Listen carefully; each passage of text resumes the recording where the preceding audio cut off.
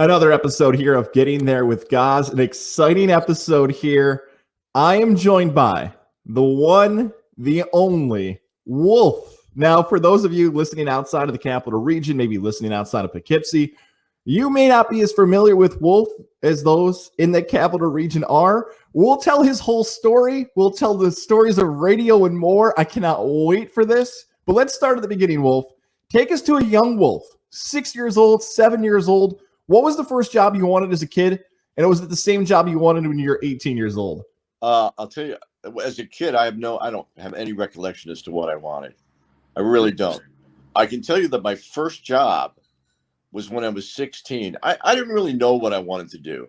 I mean, I dropped out of high school. I was, when I was 16, let's see, my mother died of cancer when I was 16. She got it when she was 12. We moved to Florida, and I had no clue what I wanted to do with my life. My first job was working at a mobile station. Now, back then, the guy that owned the mobile station, there were cans of rust proofing that you poured in the gas tank. And for every can I sold, I got 60 cents. So 60 everybody, yeah, this is 73. So everybody that drove in to get gas, unfortunately, had a rust problem.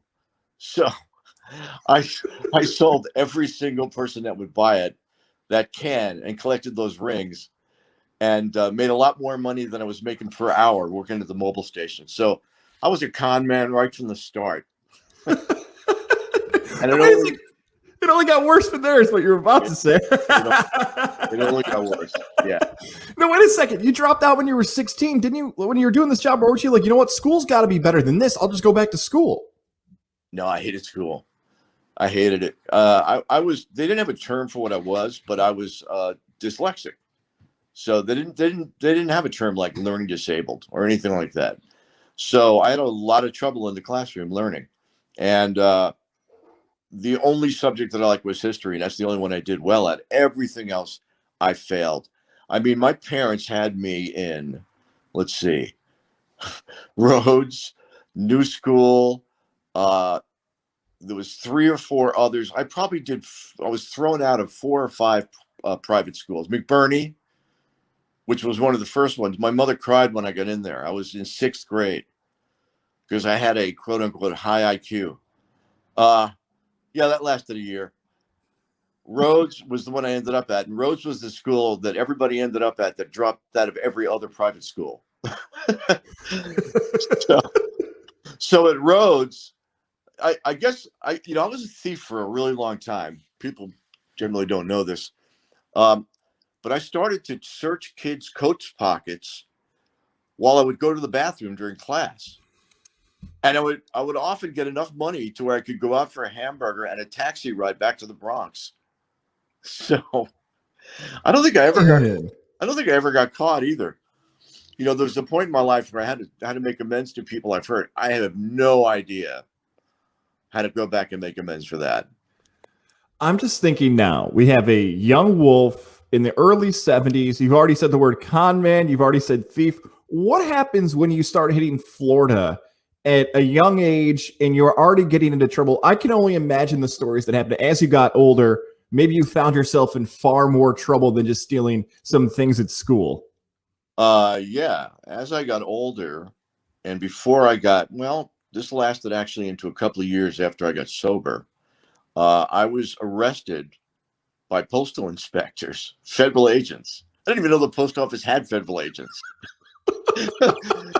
But they came into the office I was working at. I was selling stuff on the phone to companies, office supplies like pencils.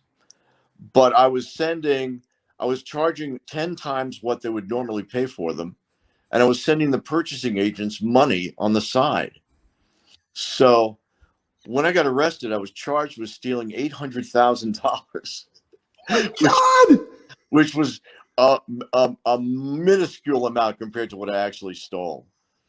Oh yeah, back then I was making $4,000 a week stealing in 1984. Somewhere the Wolf of Wall Street, you probably saw the movie. Said, no, that was me, Jordan Belfort. That was me. I was the first wolf. I know guys that went into commodities who are con men. I know those guys that did that. And yeah, it was. I started scamming from the time I was very young. Well, my mother died when I was 16. She got sick when I was 12, and my father was really became a drunk. So I was more or less on my own. So I went ahead and I did pretty much anything that I wanted to do. I remember before I actually moved to Florida, my oldest friend Roger and I would go to the racetrack. Now I was like 14 years old. We'd go to Aqueduct, we'd go to Belmont, we'd go from there. They used to have buses that would take the people coming out of Belmont or Aqueduct to Yonkers or Roosevelt, which is a harness track. So we'd just go to the track all day. And to pay for my gambling habit, my mother was sick. I mean, this is awful stuff. And I took her antiques and I sold them to antique stores on the Upper East Side. Man. I I emptied out the big display that she had. Well, I guess I was a little pissed because she wasn't home. My father was drunk, so had to do something to keep busy. So yeah, I pretty much stole from them during that time, and I didn't really start to drink or do drugs until I hit Florida. Well, when we hit Florida and you start to do drugs, I feel like you and I did work together. We'll get to all that later on. You said this in passing to me one time, and I don't actually know if it's true to this day. You lifted up your shirt and told me you got stabbed in Florida. Is that true? Did you really get stabbed? What happened? I got stabbed in New York. New York. Well, Okay. I was a junkie, and I was shooting heroin. And they used to go down to Houston Street. I can't remember the name of the block right off Houston. But for those that know the city, it's right near Katz's Deli. Well, it was an abandoned building, and that's where I went. That's where my dealer worked out of. And I used to go down there and get high. I remember one time, the company that I worked for gave me a brand new BMW 520i or something like that back long time ago.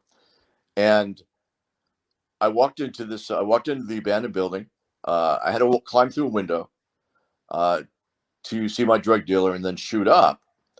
And another, can you imagine this? A junkie actually pulled a knife on me and wanted money.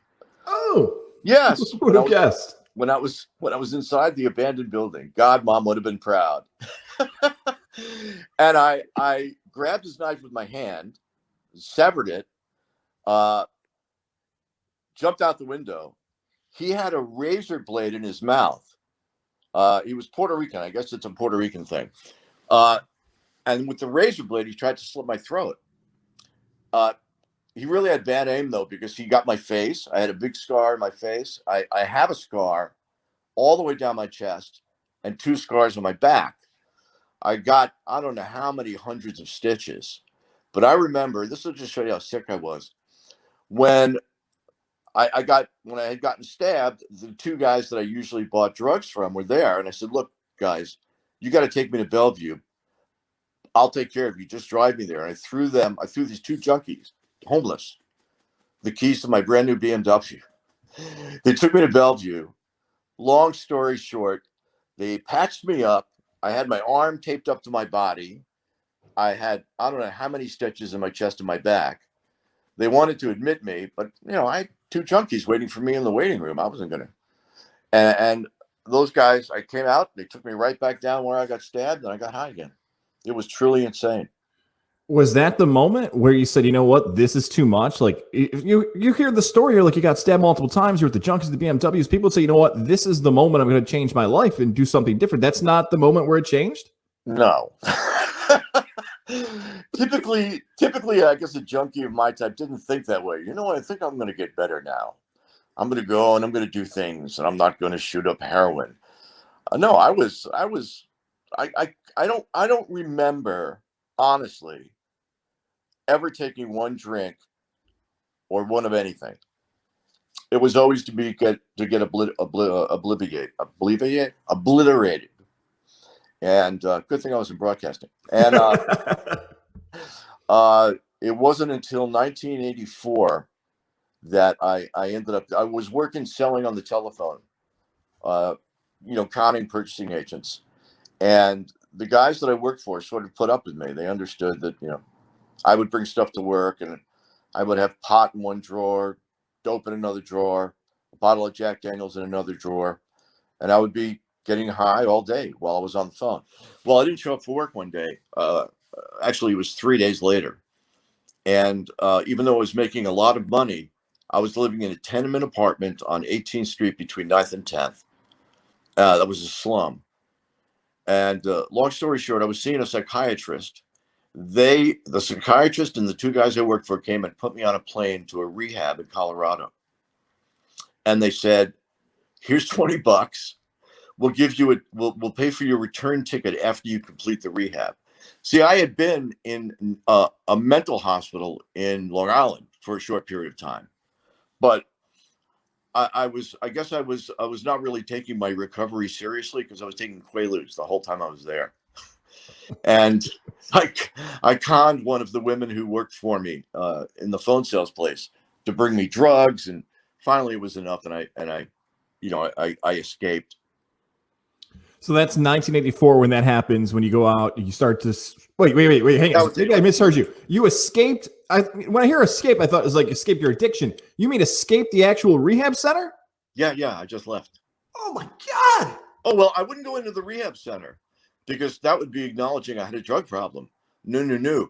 I went into the mental health center. I was surrounded by people that ate plates, talked to walls, screamed in other languages. These people were truly insane, but that's where I wanted to be. I mean, literally, the guy who I ate breakfast with, he would eat with his hands. He wouldn't use his. I mean, it was full of nut jobs, but I couldn't acknowledge that I had a problem. Yeah, all right, mentally maybe I'm a little off, but I wasn't ready yet. So when you finally hit that moment that you're ready, though, what happens then? Like, okay, you have this recovery, you have the moment. Is it radio right after? There is so much time that is passing here before we see I'm sure so many people in Poughkeepsie and maybe Albany are hearing these stories for the first time. They're like, look at all these things that happened before we got to how we know him today. You know, it's funny. I talked about most of this stuff on the air. I didn't really hold anything. The only thing I ever held back was when I picked up a woman once who I thought was a woman. It was a prostitute. It was a man. And that was really awkward. Thank God I was stoned. Oh yeah, I used to go to when I was really messed up in the city. I mean, I used to go to these dance halls. They used to have these back in the day, where you pay per dance with these, and I didn't even know they were transvestites. I had no idea. That's how ripped I was. So yeah, I know there's a lot of chaos in my story, but finally, it got to the point where it really, it really got bad. And when I didn't show up for work for those 3 days, I was always able to work in spite of the fact that I was drinking and drugging myself to death. And I got to credit the two guys that owned the company I worked for. They really helped to save my life. So they help you do that. They help you change the way you're going. You go back to the company at this point. You're clean at this point. How long are you at this company, and when do you get behind a microphone for the first time? I was at the company for a few years. I ended up getting clean, and what really kind of got me into radio is I was working at the company and I was making a lot of money and I was still stealing. Now I was sober, and one thing about being sober and being in a recovery program, you can't really lie for a living and steal from people and live an honest life. They just don't go well together. So, but I had at that time, which is right around 84, 85, I wasn't spending $3,000 a week on drugs anymore. So I had a sports car. I was living on the Upper West Side. I had a 24th floor apartment overlooking the Hudson. I actually bought pants that were $500 a pair. Woo! Leather pants. Whoa. Now, somebody told me I shopped at the same place Dylan shopped. But you look at Dylan, it looks like he shops at Goodwill. So I spent all this money on stuff out, on the outside. And I remember I I was in this recovery program, and I had what we call a sponsor. And, he said to me, I said to him finally, I said, I mean, how do I possibly continue stealing and try to recover from my drug and alcohol addiction in a program that demands that you have rigorous honesty? I can't do that in every other area of my life except work. So I didn't know how to get out of that. I had all this stuff. So I meditated on it a little bit, prayed on it a little bit. I'm not religious at all, but I do believe that there's a power greater than I am, thank God. And I asked for the willingness to find a way to get out of this line of work. And we got raided by postal inspectors. That's when I got arrested by federal agents for mail fraud. We were using the U.S. mail to send invoices to the companies when we were bribing the purchasing agents. So who knew that's a federal crime? Because I was selling in every state in the union pretty much. So after that, I pretty much realized that my career as a telephone salesman was over with. And I decided at that point, there was a broadcast school like 2 blocks from where I worked. And it was one of those 4 months programs. You go into it and they teach you the basics. Back then it was, how do you cue up a record? And the funny thing is, they took anybody. There were people in there with speech impediments and accents that could never get into the broadcast industry. But we were all in the same class. I thought I was going to go into sales or do something in radio like that. So I went to the school, and this sort of leads to where I had got my first job. I was told by my instructor, Gary, who was really a good guy at the broadcast school. He goes, take anything, any job that puts you in front of a microphone, take it. So I applied to this station. No, I got a job. I got a referral from the broadcast school to this station, WXMC, which was in Parsippany, New Jersey. It was in the middle of a freaking swamp. I mean, literally, you drove into the middle of a swamp, and there was nothing else around but this small AM station, which at night, I think it was 1,000 watts, and then at night it was like 100 watts. I mean, you could barely get it in your car in the parking lot. And they offered me a job, and I took it. And I was playing Helen O'Connor and Count Basie and stuff out of the 30s and 40s on reel-to-reel. Everything was on reel-to-reel. Oh, it was. For those who don't know, what is reel-to-reel for the radio people who don't know what that term means? It's basically a reel-to-reel tape. They used to record everything on reel-to-reel tape. So the station, all the music and everything came on a reel-to-reel. So I would cue that up and play it and back sell it and introduce it and do all that stuff. And I did that for a while. I started doing overnights, and they moved me up to mornings. And I remember, this is Jersey I was working in. I made a joke about how Jersey smells. Oh, that was my first experience getting pulled into the GM's office.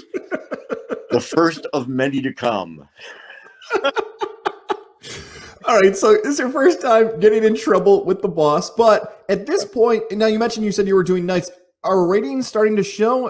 How are you being deemed successful? Is it ratings? Is it revenue? Is it just on-air performance? Are you seeing you're actually successful at this? No. The station was 100 watts, guys. They rated. But I'll tell you what it did. I did what the school told me to do: take any job. So I applied at a station there, WDHA, which is a heritage rock station. I think they're still around. They've been around for 30 years.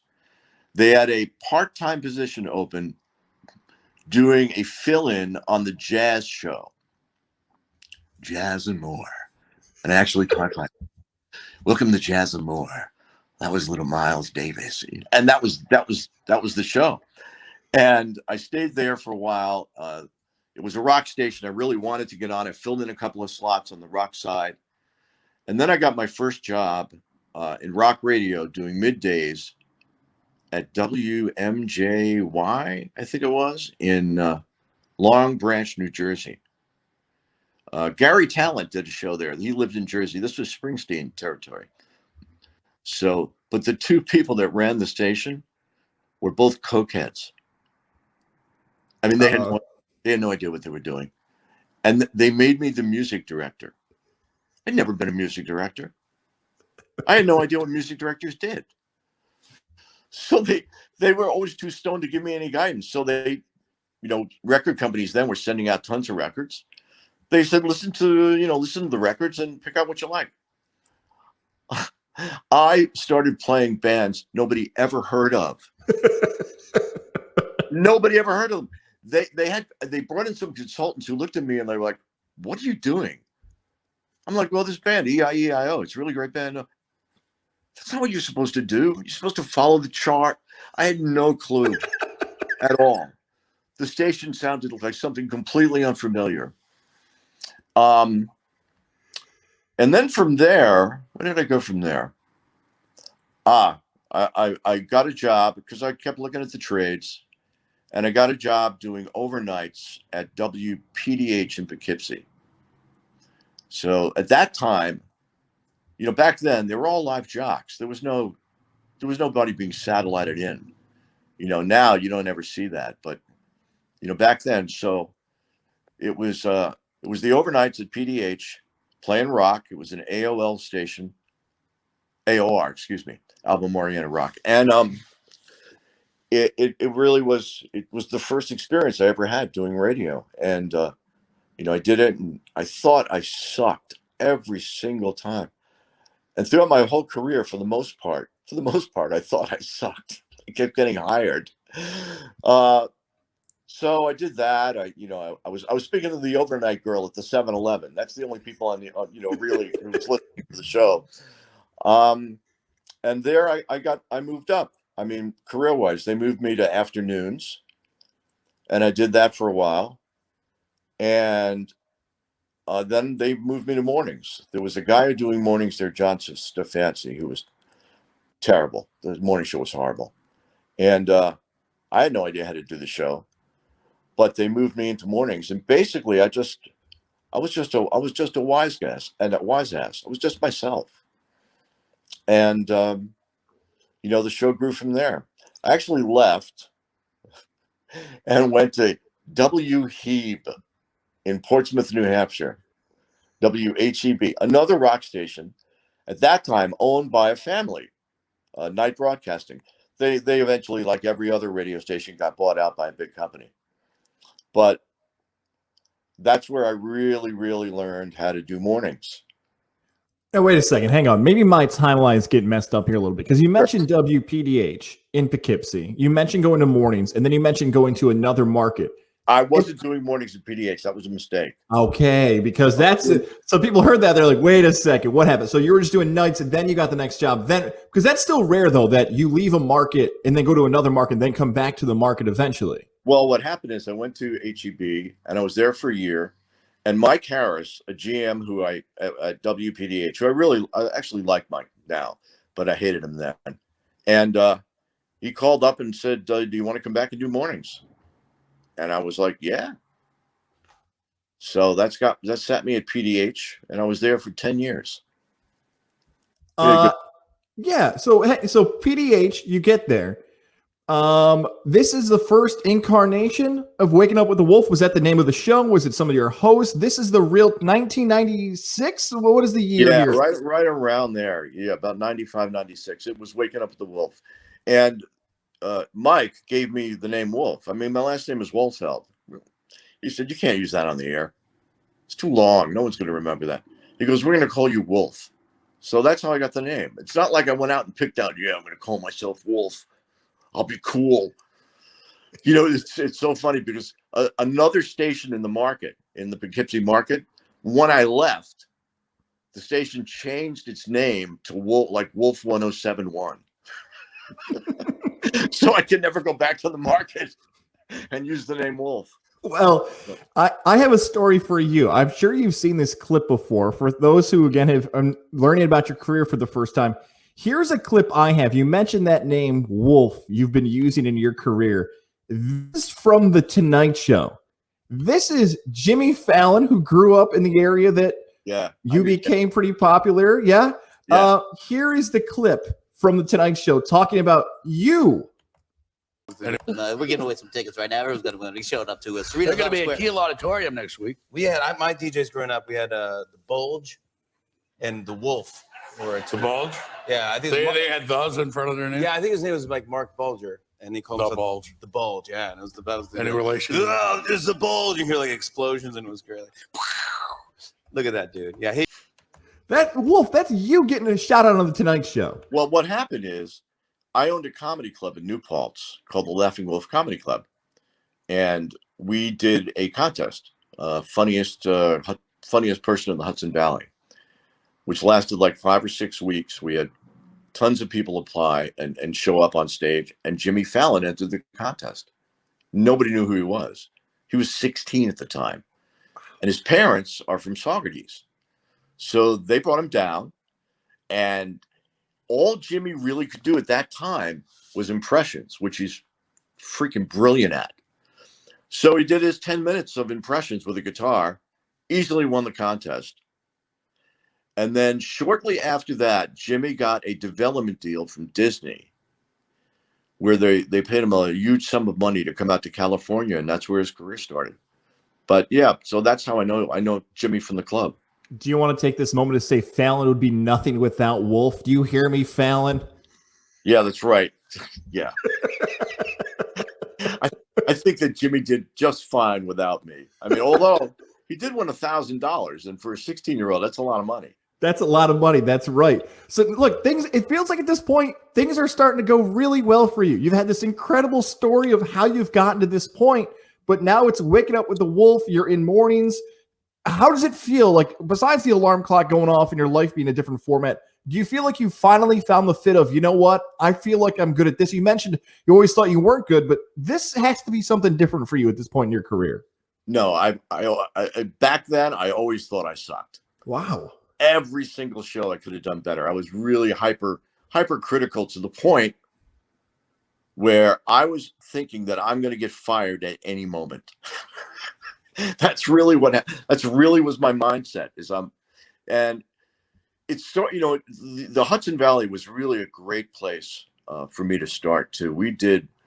It's where I started. I came up there with, I came up with this bit, which I sort of became known for, where I would include the people that listened prior to 7:30 in on a practical joke I was going to pull. And we would pull it on the people that lasted after 7:30. A couple of the ones that we did that were my favorites. We did one on the Hudson Valley where when the $20 bill changed and the new 20 came out, I went on the air and I said, well, I hope you exchange your old 20s because they're no good anymore. If you don't have the new 20s, your old $20 bills are no good. And we went on about that for about 45 minutes. I got calls from 10 banks begging me to stop. People were taking their 20 and going into the banks to change them.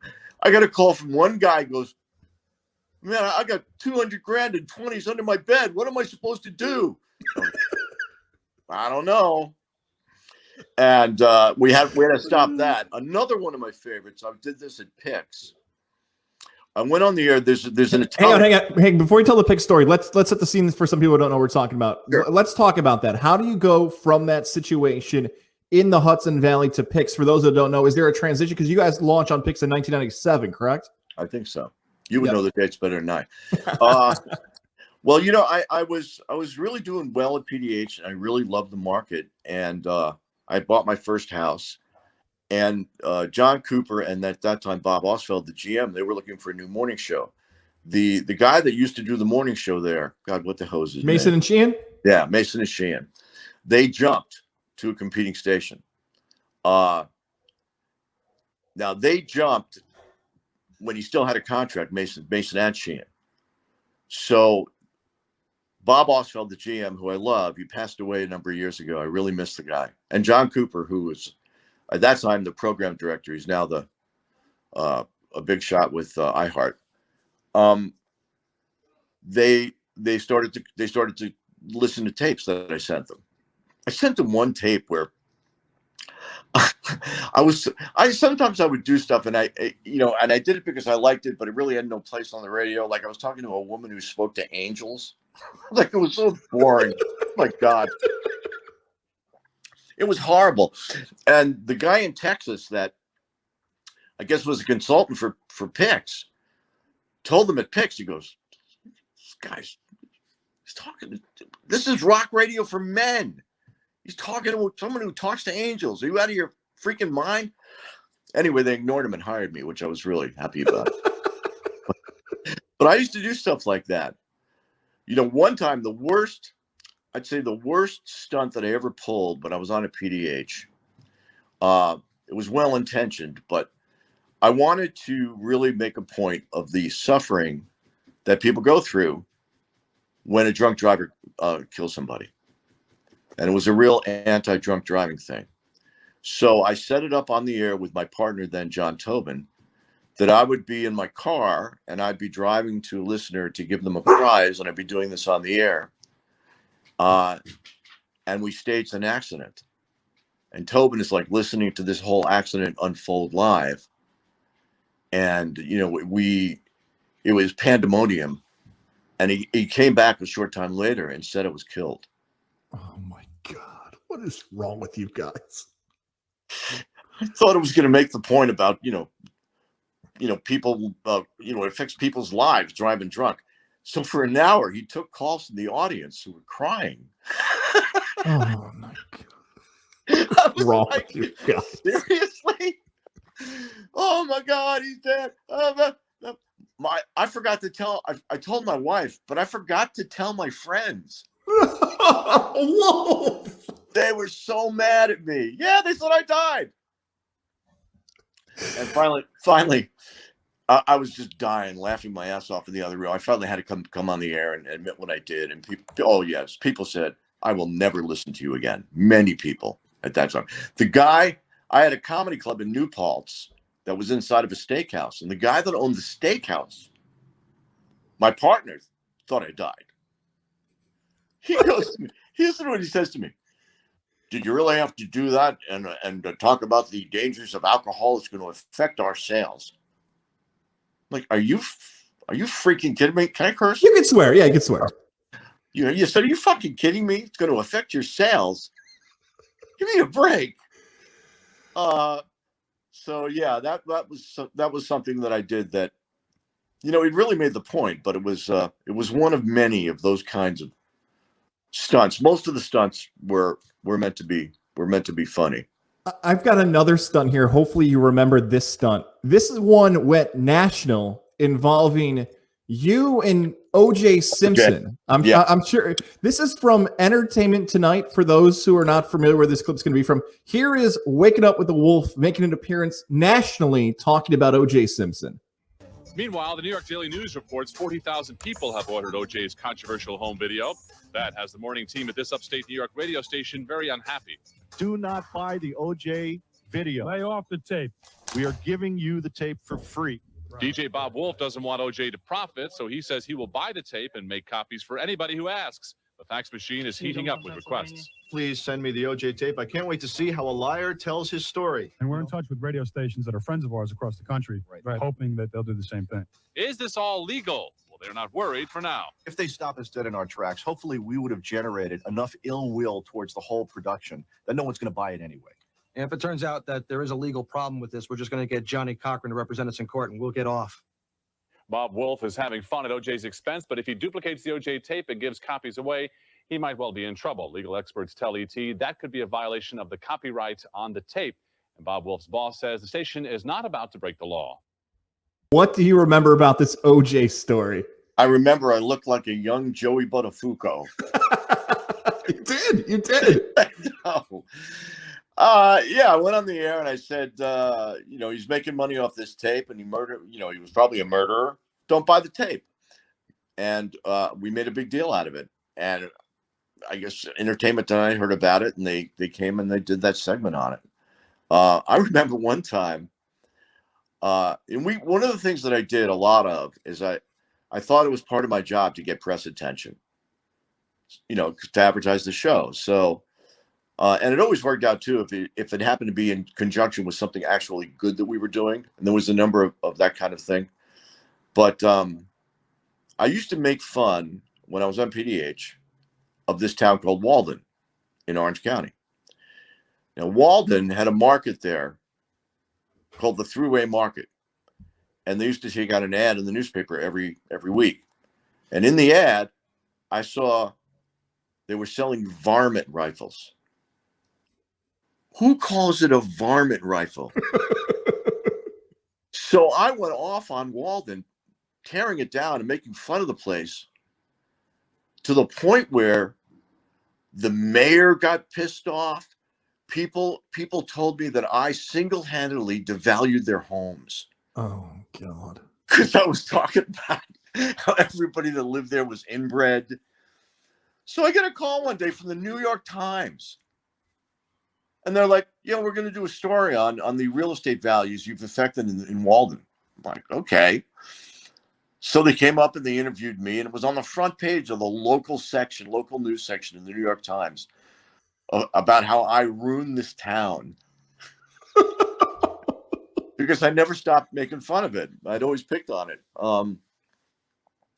And it was just, people locally loved it, except for Waldenites. They pretty much hated me. But yeah, it was one of those things that just got way out of control. Look, you're hearing the feedback from listeners. You're seeing your stuff get published in the New York Times and on Entertainment Tonight and everywhere else. So I don't even have to ask the question of when you felt like the show was having an impact. That's been covered. Like, we know that. But you've talked about how you always feel like you're going to get fired every day when it's happening. When we get to ratings in radio, how obsessed are you with the ratings? Is that like the ultimate validation of, okay, this is working? Take us through the rating period for you at that point. It's the only validation, really. Because you can sit there when you're, and for the first year that I was at PDH, the ratings sold. See, back then too, you have to understand, I had like a 24 share, which was ridiculous. They don't have that anymore. It just doesn't exist. There was no other media. There's no Spotify. There was nothing else. So, plus I figured out early on that if I'm going to do a morning show and I'm going to be competitive in a national market, the show's got to be really, really funny.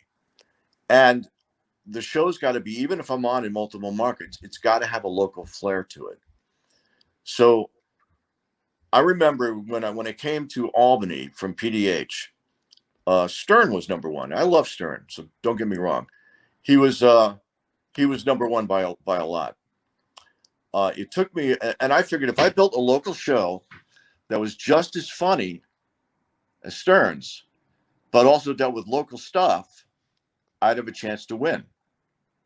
And that's why I brought in John Mulrooney, who is hilarious, one of the best on the air comics, and Ellen and Lovey and other people that were characters in their own right on the show. And I remember after 1 year in Albany, we had these are 25 to 54-year-old adults. This is 1998. This is where this happens, I believe. No, this is a little bit later than that. But okay. I had rating success at PDH, but the things at PDH, it was a Poughkeepsie market. It was actually two markets. It was Poughkeepsie and then it was Orange County. So you really only had 2 books a year. And I did well there. I don't remember how well, but the show was doing well. And when I got up to Albany, they really wanted, the Stern was number one by a lot. And after putting the show together and being on the air for a year, we ended up beating him. We had a 14 share and he had a 12. And the only reason that we were able to do that is because we used to call the show based on LPMs, laughs per minute. So our job was to be as funny as we could be for as long as we could be, with no boring shit. And Mulrooney, who lives in Greene County now, I believe he's a part-time cop. It was brilliant. Just one of the best improv comics out there, period. And Ellen was great. And, you know, I worked with some other people along the way that I had a very well-deserved bad reputation of being difficult to get along with. But think about that statement you just said. I think so many radio people and even media members, like, this is the glory years of Stern and what's happening there at that era, that you can say in the morning drive, in the ratings, where you were broadcasting from, you beat Howard Stern. What was that day like when you got it? Was it champagne? Was it a party? We talked about your sobriety a little bit, but you had to do something to celebrate and have that moment happen where you see, we are number one. We did it. You know, it's funny. I remember we were doing trying to break the Guinness Book of World Records for people training to do CPR. This was, I believe, at Siena College. So I had about 100 people there.